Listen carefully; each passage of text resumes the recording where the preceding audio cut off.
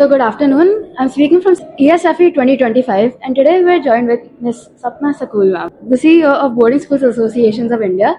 We're so thankful to have you ma'am today. And founder of EduStart Solutions. Yes. Okay. So ma'am, just to get started, how would you define meaningful education and meaningful learning in India today?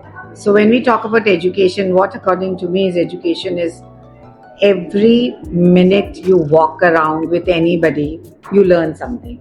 So education is not just defined in four walls of a school, but it is also education means what you learn from your grandparents, from your parents, from your teachers, from your siblings, from your loved ones, once you travel on a bus. So meaningful education means a holistic education, which most of the schools are providing, where we see that a child learns through observing people. So that's the real education, where you learn through experiences and you grow by traveling, by learning, and in school. So it should be all-round development of a Yes child. ma'am. So as you've talked about how holistic learning is very important, what would you think is one of the gaps that are being observed today in the Indian education system? So when we talk about holistic learning, the gaps which I feel or observed is we put too much of, sometimes I'll not say all of us, but we do put pressure on our kids at times, that we talk about holistic education. At the same time, we want that our children should be very good with pen and paper test. So we as parents, as maybe mentors, as educators, maybe what are we expecting from students?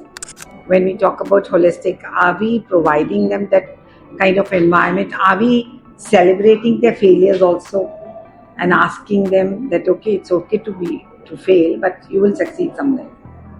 So that, according to me, is a little bit gap here and there, which I am just sure that with these kind of podcasts, with so many educators speaking their mind, so many conferences happening, it will be balanced out. Right, of course. And from your personal journey as founder of EduStart Solutions, what motivated you to start such a focused organization, and how has your vision evolved through this journey of your own? So when I started in 2019, I was a full-fledged employee, and I just thought that when I'm traveling so much and I can contribute effectively to so many other schools which are not part of, where I'm not working on roll call, how will I do? So for that, I had to wean off from the mainstream system and start on my own. Yes, starting your own, being on your own, there are different challenges which you face, and the real learning is because I travel a lot, I learn a lot now, and I part with those anecdotes a lot. So I always felt that there was always a trainer in my DNA or system. So yes, with starting my own journey has helped me to evolve more, to be more matured, and to learn a lot from others, Right. which in a constrained environment is also possible, but when you're on your own, you can give more time to it. Of course. And you mentioned there were several challenges that you came across, right? So how The biggest challenge is the financial challenge, because you give up your lucrative package and then you are on your own. So I tell the people who want to become entrepreneurs that be ready to fall and rise and fall and rise. There is no set pattern that you'll follow till 60. There'll be ups and downs and challenges. Yes, the pandemic was the biggest challenge for me, because suddenly you felt that you've taken a path where is no monthly remuneration. How will you create that path? So yes, I'll say God creates a lot of ways on how to go about, and till now I've managed, and I'm sure later also I'll be able to manage. Yes, ma'am, 100%. I think given the risks and the challenges as well, I think it's still important to have this sort of infrastructure in the country as well to go ahead with these opportunities. And considering you have advised so many educational institutions in this country, what are the top transformations that you would want to see to make sure that our country and our students are future ready? So the top transformation is that what I'm seeing that all over the country, India, people are ready to adapt these changes. You can see in this particular conference also, we can see people walking, and it is flooded with people right now, and it is going on and on. Why is it so? Because people want to see the change and they want to know that where is it happening, what all we can learn, what all new solutions have come, how many edtech companies have entered the market. So yes, it is.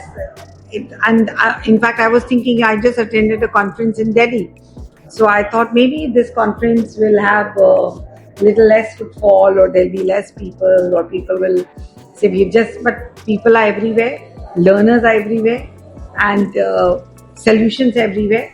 Yes, people have to sieve through these solutions, and I'll also urge all educators to pause, to step inside these people who have put up their stalls and understand what they are bringing in for us. Yes, ma'am. So, if there was one message that you could give out to the next generation of educators, if one concise message, what would that be? I'll say that first be humble, and then be consistent with one organization at least for 5 to 10 years.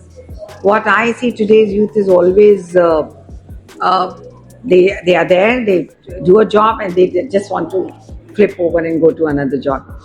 But I'll say just be consistent. Alright. So, consistency is a key to Yes, learning as well. because you have to be consistent and you have to be patient.